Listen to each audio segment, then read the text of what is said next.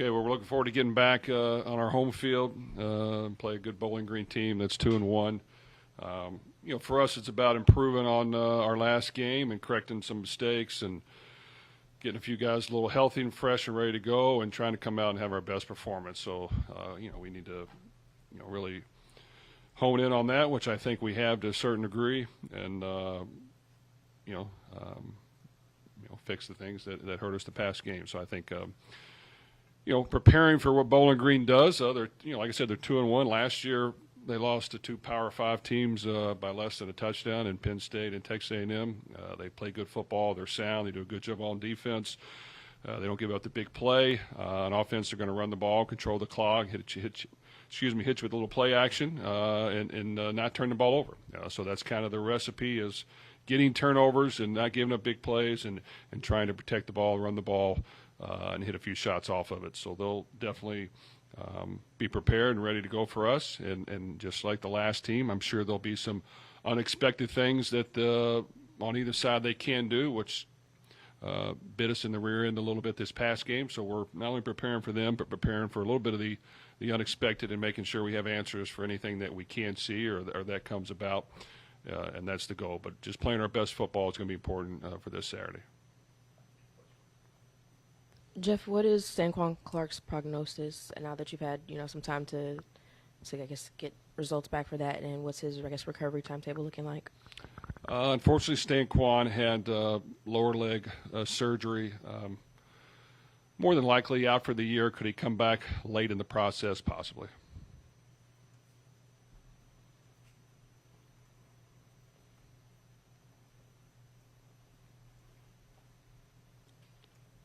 How did you kind of handle last week with being so early? You said you wanted to rest some guys, but what did you guys go through during practice, and maybe the one thing that you really needed to clean up after that game?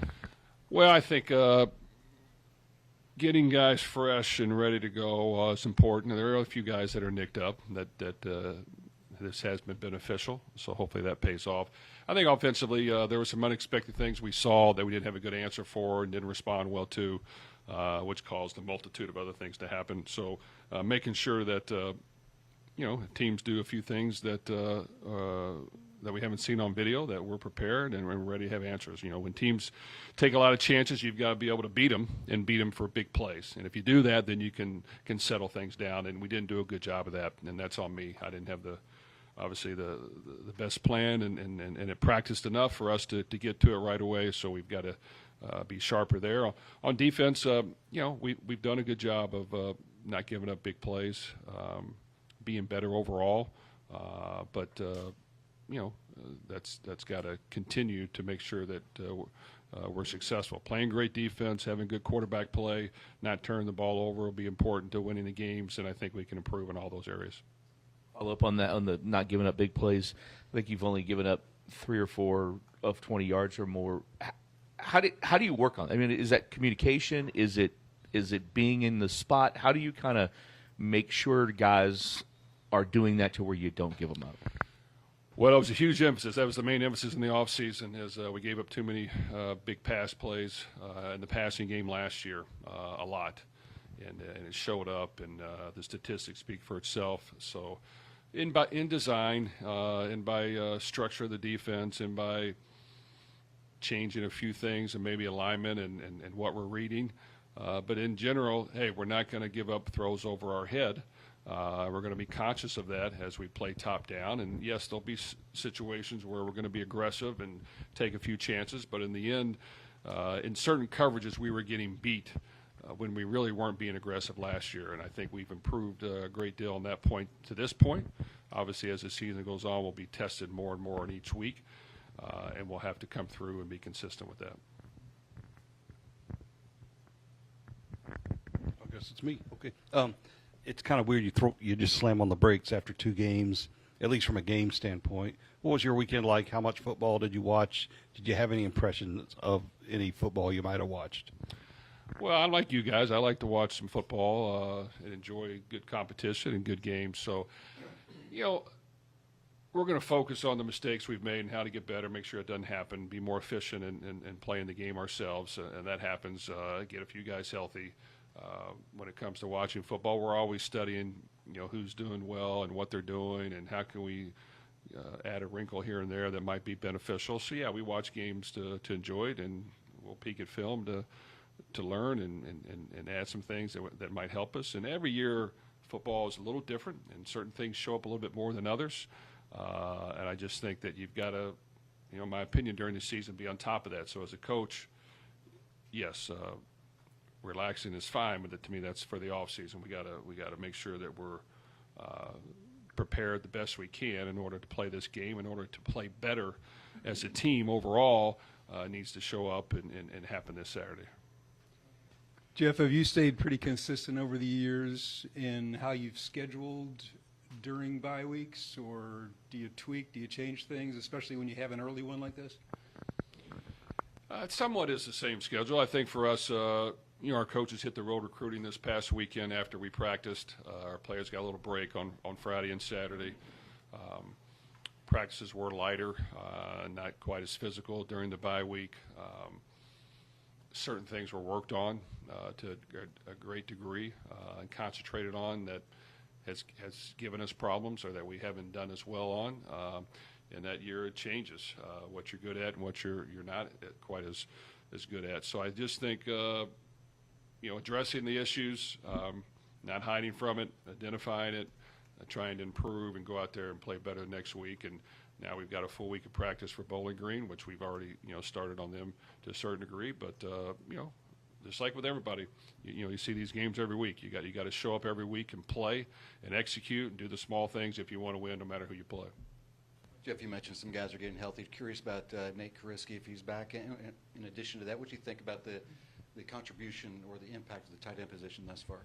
Well, Nate should be back this week, which will be good. I think that's a position where he does have experience in our offense. He's been there and he's played in it quite a bit. So, to get him back will be a good addition. Jaleel has got to just continue to play, and we got to find ways to get the tight ends the ball and them to do their job. But that's an important and difficult job. Being efficient in the passing game, being strong and physical in the running game, understanding exactly what we're doing at all times. Is one of the toughest positions to play, in my opinion. So that position just got to continue to work through it and get better each and every week. Jeff, just curious if you have a relationship with Eddie George, or have you guys ever crossed paths over your coaching and playing career? Well, luckily I've never had an opportunity to tackle him, because that would not go over well. You know what? Great player. I enjoyed watching him play. Don't know him real well, but a class human being who's done a great job. I mean, really, he's done a great job being a young head coach. Got the Bowling Green job. They played really good football. I mean, they are well coached, do it the right way. They believe in physical, sound, fundamentally football on both sides of the ball. They're going to run the ball at you. They're not going to turn the ball over. They're going to control the clock. They're going to try to pop a few runs and throw the ball over your head on defense. They're very sound as well.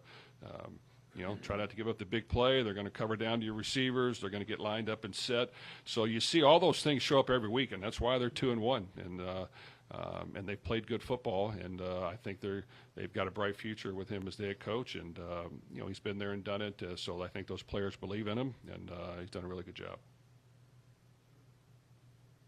Jeff, kind of a bigger picture question for you. It looks like the NCAA this week is going to review and formally adopt the Oversight Committee's recommendation for a single January portal window. Can you just talk about potential pros and cons of that calendar change? Well, I know I'm in favor of the calendar change. I think it'll be good for football to have one portal window instead of two, just because,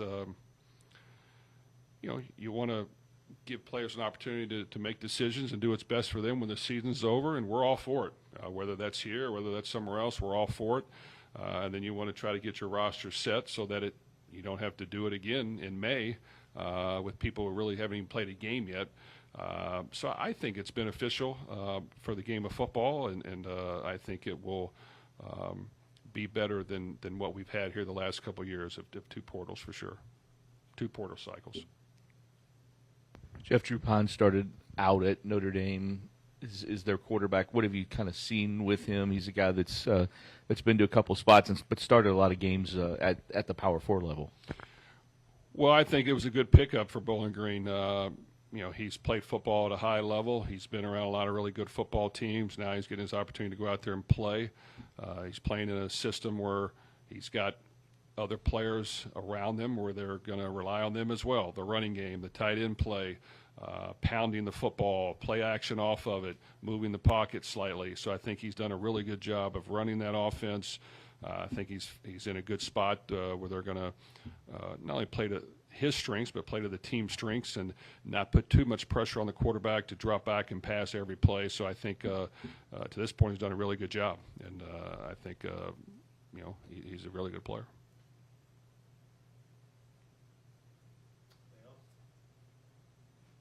Okay, thank you.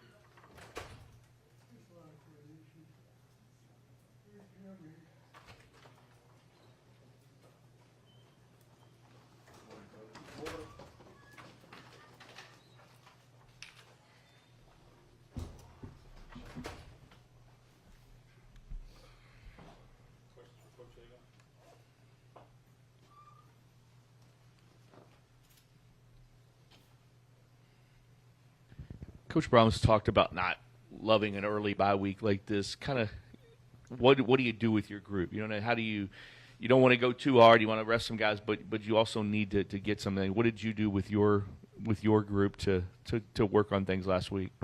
Really, just try to just focus on a lot of little things. You know, again, you don't want to overdo it in a bye week. You want to try to stay in your rhythm and your routine as much as you can. So we certainly practiced. We just went out in helmets, but we just tried to have a lot of attention to detail. We were able to rest a couple of frontline guys that got a little banged up in the James Madison game, so able to get extra treatment for those guys. But really just kind of business as usual. We did a lot of scout work, so a lot of early prep work on Bowling Green, and so that was a really good thing. And so it's just a lot of the little things, a lot of the details, but you certainly want to. Because it's a long season, you don't want to overdo it. You want to, maybe get your legs back a little bit, and we gave our guys a couple of days off, Friday and Saturday. But then that also allowed us to come back yesterday and really kind of get a jump. Typically Sundays are super light after a regular game. Having a couple of days off prior to that allowed us to go out yesterday and really get more of a Tuesday, Wednesday type of practice in to kind of get back in. Just kind of our normal rhythm and normal routine. Did a lot of good on good yesterday, so just to knock the rust off, and now we're kind of back on schedule here on Monday. So just again, with our guys up front, just a lot of a little attention to detail, little things to clean up from the first couple weeks. Make sure that we're getting out, we're getting a good sweat in, and just trying to stay as sharp as possible. Mark, the defense has started, obviously, the season great, especially up front. Cleve Lupin's a guy that really kind of jumps off the page. Can you talk about the motor that he has that makes him so impactful? Well, that's really what jumped out to us when we decided to go after him. The portals, you don't really have a lot of time. When the portal opens up, guys jump in. You've got to make decisions fairly quickly. And be ready to move on guys. And so when we watched his video, that's the one thing that jumped out was just he was nonstop. Now, physically, he maybe wasn't as long and, just maybe didn't have some of the natural physical gifts that some other elite edge players had. But there was not a guy that we watched that compared to him from a motor standpoint. And to me, that always wins out in the end. I love coaching guys like that. And from day one, since he stepped on campus here, he has been full speed, full go, every day, every snap. And that's been great for our group. And he's been a natural leader for us. We lost some good players, obviously, after last season. And he's kind of naturally stepped into that role. Now guys like Renee Conga and Wesley Bailey and even Denzel Lowry, I think, are three other guys that help from a leadership standpoint. Cleve's been really the guy from day one, the vocal guy, and then you do it by example day in and day out. Your best players, you want your best players to be your best practice players, and he certainly is a guy like that for us. So certainly excited about his start, and just want to continue to challenge him every day, and he loves that. He wants to accept those challenges, and he wants to be the best at what he does. And so happy for the start. It's a long season, so we just got to keep forging ahead. Mark, you mentioned Wesley Bailey just a second ago. When you think about just his story, both on and off the field, what impresses you the most about the person and the player that he is?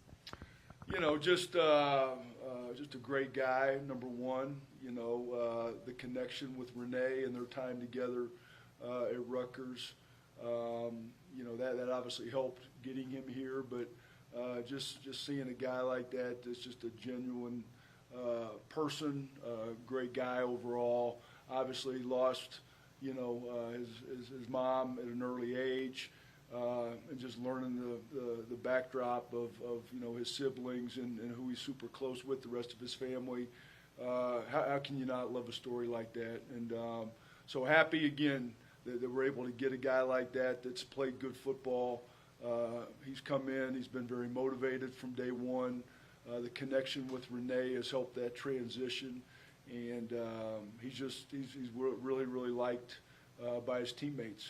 I really like our group, to be honest with you. I think from top to bottom, obviously you've got to have older guys, the Gerards and the Congas and A.J. Greens that were coming back. It was good to have that foundation, but to be able to add, the Cleve Lubins, the Wesley Baileys, the Denzel Lowrys, Jerry Lawsons, guys like that come in and give you some impact at some other positions. And they all like each other. They're all willing to work hard, push each other, hold each other accountable. I think that's a big thing too. Not let anybody kind of drift off and do their own thing. It's been a fun group to coach. Mark, looking back in the preseason, you talked about Jordan and Renee being key pieces and guys in the middle. Looking back to last year, did you realize? I guess maybe did they play this well at times last year? There were just so many guys that were in the mix last year, but they seem to have taken it to another level. Both of those guys. Jordan. We knew Jordan had it in him, but he was coming off of the shoulder surgery from the previous spring. So Jordan was a little bit more of an unknown. Renee, we felt like what we saw at Rutgers. Again, you saw it in bits and pieces. He had some injuries that kind of slowed his development a little bit, but loved his length and his athleticism and knew what was there and got really excited about him early in the season because I thought he was really making strides early, and then I think it was after the Notre Dame game that next week, he got leg whipped in practice and got a really pretty severe bone bruise, so he was down for about really 4 or 5 weeks, maybe 6 weeks before he really came back, and I thought he was kind of back in rhythm late in the season, starting with the Stanford game. So Jordan, once Jordan came back, Notre Dame game of last year, he showed spurts of it, and I think my biggest thing with Jordan right now is just consistency. We've seen more consistent play out of Renee. I think the challenge for Jordan is just doing it week in and week out, and we've had those very, direct conversations, and he knows that he needs to eliminate, the dips that he's had before. But when those guys are both on their A game, they're hard to handle. So, and then you add to that Denzel and Jerry who have come in, and now Selah's coming back off of his calf, and then we added Jay Sean Kaufman from Central Michigan. I think that gives us, a good nucleus of 6 guys inside that we can go with. But obviously Renee and Jordan set the tempo and make it all happen for us in that first group. You mentioned still early, only 2 games, but it does seem like this group has meshed very well in terms of just having that chemistry. I guess what have you seen in terms of just the camaraderie, and how has that translated into some of those bigger plays? Yeah, I think these guys realize that we've got talent in the room, and they all want to be out there. They all want to be making plays, and I think they push each other and challenge each other on a daily basis. And again, as a coach, that's what you love. It can't always come from the coaches. Those guys, they've got to be vocal. They've got to communicate when they're on the field. And so I think they've developed a pretty good bond so far. Again, the thing that I need to continue to do with them is challenge them on a daily basis on the details because, again, the details matter. And, we're happy to be 2-0, but we also understand that the toughest part of our schedule is in front of us. So we just, again, it's coaching talk. You just got to take them one at a time. And, again, we remind our guys every time we go out there, rent is due. And what we mean by that is you got to bring your A game. You got to go out there and earn it every weekend. And, you'd be foolish to not be watching college football and see a lot of the upsets that are taking place. So there's no margin for error. We talk about that as well. And we want to set the tempo on defense. We want to make it happen for our defense. We want those guys behind us to be able to play fast and physical, and we know if we bring it and are doing our job of being aggressive up front and knocking people back, that makes everybody's job easier. So these guys feed off of each other, they challenge each other, and for a coach, that's fun to see.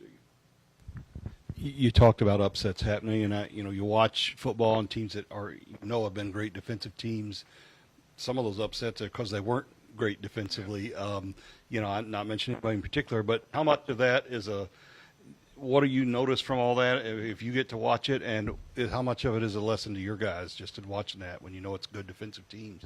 I think I just said it. I mean, you gotta bring it every week. There are no gimmies on Saturday. Whether you're playing at noon, middle of the afternoon, or at night, you got to bring it. And I know this Bowling Green team. They're 2-1. Just go back to a year ago. Now I know it's a new staff, right? But if my memory serves me correct, they were within a touchdown of Penn State. They were also within a touchdown of Texas A&M. Those are two pretty good teams. So you got to bring it. You got to bring it. And for these guys to do what they do year round, and you're only guaranteed 12 games, right? Why would you ever waste an opportunity?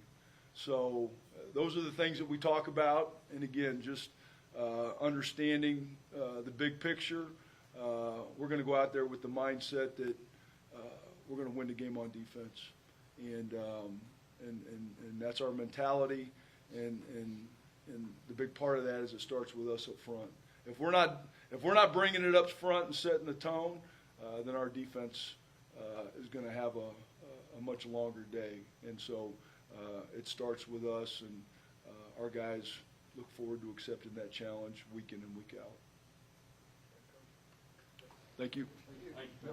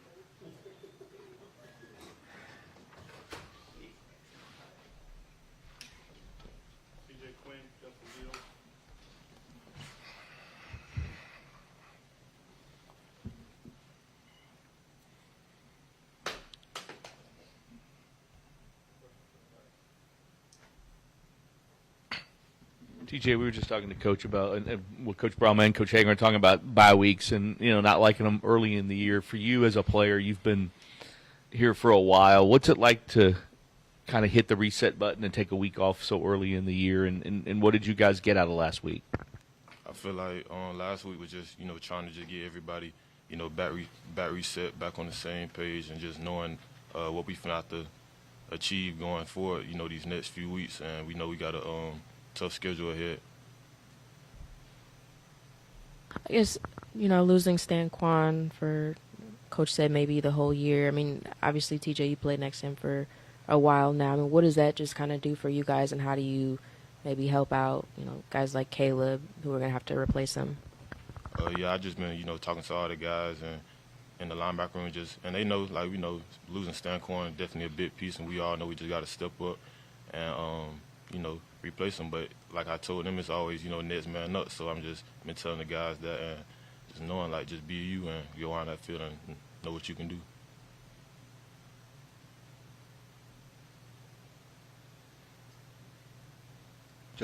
For both of you, but I'll start with Justin. The play of the defense has been pretty dominant through 2 games. How do you carry that as you continue to move forward through the seasons, to keep that edge, to keep that drive that you guys have?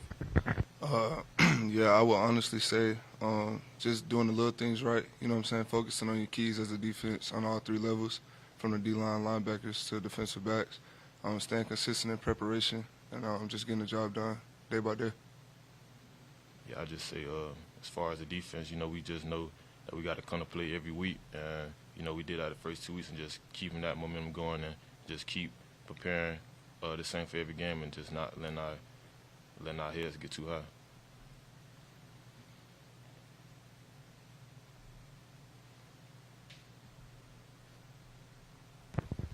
I know you guys have done some look already at Bowling Green. What have you seen out of their offense and the quarterback? Was at Notre Dame, Missouri, and a couple other places. But what have you seen out of him so far? Yeah, as far as Bowling Green go, we know they want to run the ball. They're going to do a lot of different things to try to, get your eyes going somewhere else and make the play go another way. So just making sure our eyes in the right place and just following our keys. And the quarterback, he good. Like you say, he been at several places, and just knowing that he got some experience, and we got to bring our A game this week. Yeah. I would say personally, this week it's just all about having discipline. Like TJ said, they like to run the ball a lot, so just having discipline and keep your eyes in the right spot. You may not make the play, but just doing your job at the end of the day. Justin, it seems like you guys have good camaraderie. Coach Hagan was just talking about it, but as someone who's in the D-line room, I mean, how close are you guys? How would you just describe the bond that you have? Honestly, this is one of the best D-line rooms I've been in. It's probably we work hard together every day. We hang outside of football every day as well, most days. Just talking to each other about little things outside of football as well as football. The camaraderie is great in this room. I'm looking forward to having a great season with the guys. With so many new guys every year now, and TJ, you've been here, and how do you have to work harder in the summer to mold that kind of chemistry you're talking about? Is that something that you guys are mindful of as the off season's going on? Yeah, definitely. With how it is now, you're gonna have a new team every year, so just you have to make sure that you put in the time. You get everybody together, because when we out there on the field, it's just gonna be us, and you want to make sure that we have that bond out there on that field, and if you do, it's gonna show. Yeah, to piggyback off what TJ said, I think with this day and age, the transfer portal does get crazy. Bringing in guys each year, but honestly, I think the coaches did a good job of recruiting. Bringing guys in that's all similar in different ways, and everybody is just happy for each other at the end of the day, and that's all that matters.